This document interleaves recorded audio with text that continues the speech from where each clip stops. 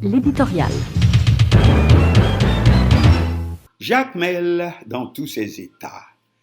C'est ce dimanche 16 février que tombe cette année le fameux carnaval de Jacmel, le chef-lieu du département du Sud-Est, événement connu et reconnu pour ses masques et déguisements hors du commun, et dont la réputation est internationale grâce aux nombreux touristes et artistes qui visitent la ville chaque année à cette occasion.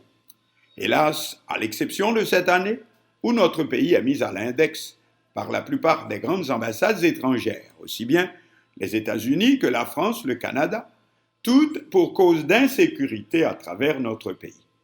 Mais les locaux aussi, dans leur majorité, ne feront pas le déplacement. Non seulement les expats, apeurés par les nouvelles qui tombent des réseaux sociaux, mais même les compatriotes ici même au pays qui vivent dans la crainte, serait-ce de sortir de la capitale, dont les deux portails principaux, Martissan au sud et Croix des Missions au nord, sont hantés par des gangs armés jour et nuit. Quoique dans ce domaine, il y a à prendre et à laisser. En effet, certains faits répétés ad nauseam sur les réseaux sociaux seraient totalement faux, d'autant plus quand ils sont localisés en province pour les rendre plus difficiles à contrôler. Par contre, le porte-parole de la police nationale qui les dénonce ne dit rien des kidnappeurs déguisés en policiers qui opéreraient en pleine capitale, plusieurs des personnes enlevées. Ces dernières semaines l'auraient été lors de supposés contrôles par des policiers qui, au dernier moment, se révèlent être plutôt des kidnappeurs. Que fait la police pour les démasquer? Que fait la police pour prouver que ce ne sont pas de vrais policiers mais des faux? Et une question qui ne revient pas assez souvent lors des conférences de presse. Que deviennent les kidnappeurs après leur arrestation? Et s'il se révélait que ce sont de vrais policiers qui ont agi ainsi, en tout cas quelques-uns d'entre eux, que deviennent-ils après leur arrestation? Mais voilà qui risque de nous faire oublier que c'est carnaval et qu'on devrait pouvoir mettre un peu de côté ce genre de préoccupation.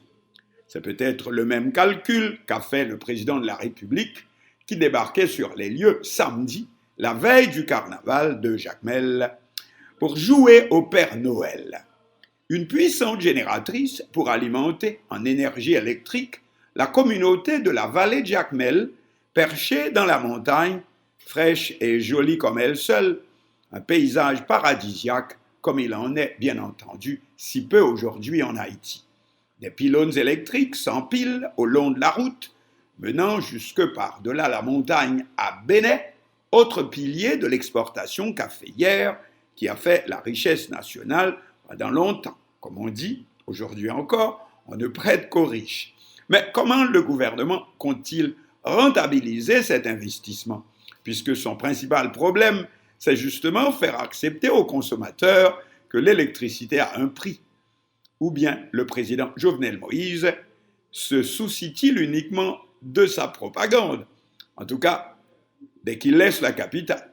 Politique de deux poids et deux mesures, ou tout simplement les contradictions de la gouvernance politique de nos jours. En tout cas, le Sud-Est n'est apparemment pas aux abonnés absents. À Jacmel, la voie principale, l'avenue Barranquilla, est en pleine réparation. Et cette fois, pas un simple rafistolage comme ces dernières années, où l'on sentait que les fonds disparaissent plus vite que les poids lourds qui détruisent le macadam, sans autre souci que la richesse personnelle des fournisseurs en matériaux de construction qui alimentent toute la région. Quant au domaine public, on s'en moque. Les gros importateurs n'ont qu'à participer au financement de la campagne des élus locaux et le tour est joué.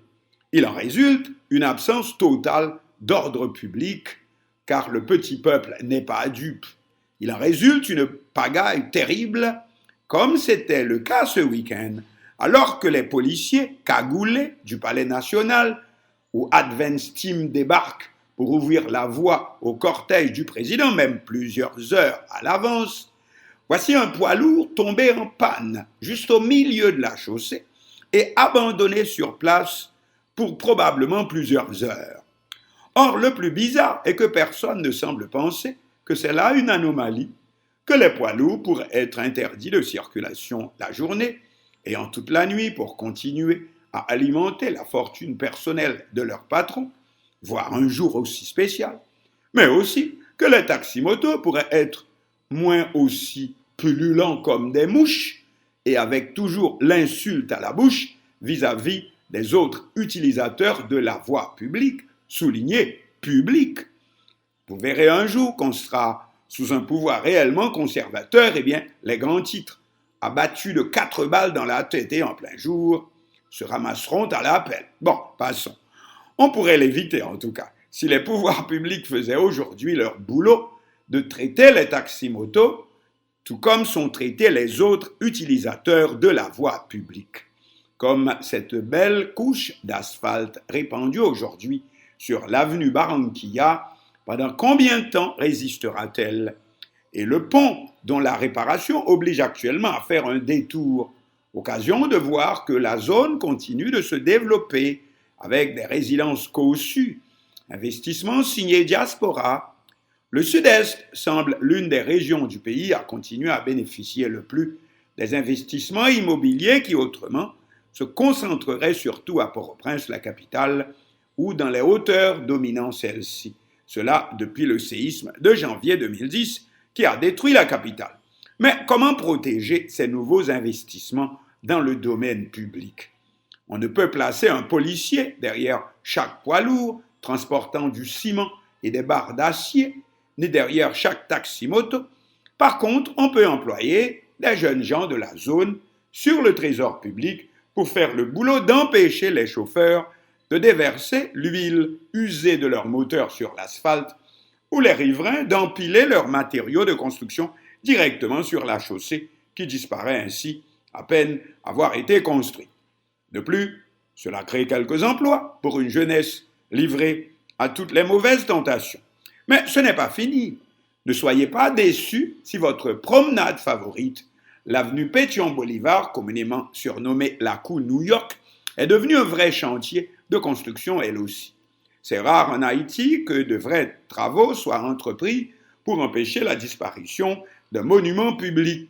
Eh bien, le célèbre front de mer réalisé dans les années 2010 était en voie de disparition, de manière souterraine, rongé en effet par les vagues par en dessous. Les travaux actuels sont destinés à assurer sa survie. Bravo! Voilà qui nous entraîne, oui, loin de l'atmosphère qui devrait être à la fête, Jacmel n'ayant jamais négocié, comme on sait, son carnaval. Eh bien, même avec cette année moins de visiteurs de la capitale comme de l'étranger, les masques, la Mayotte, aux boîtes à surprise, coutume, nous venons peut-être de l'île de Mayotte, tireur de cordes, Charles Oscar, comme vous savez, d'un ancien méchant général de l'armée d'Haïti nommé Charles Oscar, 10 heures de bonne aventure, Yahweh, aux survivances de la forte colonisation allemande et de l'antisionisme qui l'a caractérisé au siècle dernier, etc., etc., les masques sont dans les rues dès l'aube, pour la plus grande joie des enfants, et allant de maison à maison, offrant leur spectacle à votre bon cœur, mesdames, messieurs. Ce dimanche, le défilé, comme chaque année, s'ouvrait à midi tapant. Il y a 2 ans, le Palais national avait décidé de ne pas fournir la subvention gouvernementale parce que le comité organisateur du carnaval de Jacmel avait voté contre la participation d'un certain Sweet Mickey pour cause de vulgarité. Les Jacmeliens, boudant le pouvoir, avaient organisé leur carnaval sans un sou reçu de Port-au-Prince. Jovenel Moïse a appris la leçon, aussi cette année il a débarqué depuis la veille.